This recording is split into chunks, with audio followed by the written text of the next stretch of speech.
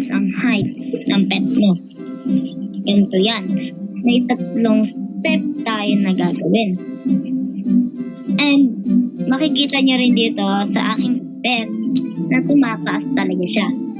Yung pet ko talaga ay 4.20. Ayun yung huling kita ko dito. Dahil hindi ko to biniview kung ano yung na ito, yung height. Tapos nalaman ko na lang na 6.16 kg na. So, may 3 tayong step na gagawin. Una, pumunta muna tayo ng gear shop. At saka hanapin yung medium toy na ganito. Yan. Hanapin nyo yan. Kung may ganyan naman kayo sa inventory, okay lang. Gamitin nyo na rin. Kung may ganun kayo, eto, yan. Ibigay nyo na sa pet nyo. Pindutin nyo lang siya sa pet nyo. At maglalagay na rin yan. Yan, tapos na tayo maglagay at mapapansin nyo sa pet nyo ay, ayan. May makalagay na ganyan. Kung may medium pet kayo, ilagay nyo rin.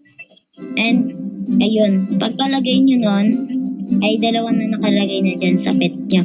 Ubus na kasi yung ganun ko, yung medium ko. Medium toy. Wala na.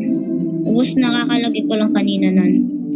And dyan, pagkatapos yan, antayin nyo hanggang sa maubos yung oras.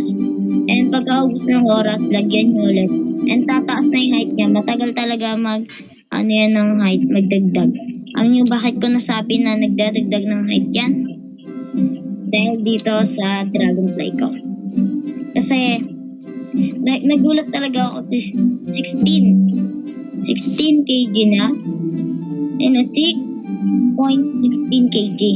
Nagulat talaga ako kasi 4.20 lang yan. Sobrang nagulat. So yan, dito na nagtatapos ng ating video. Kaya mag-subscribe ka na. So bye-bye!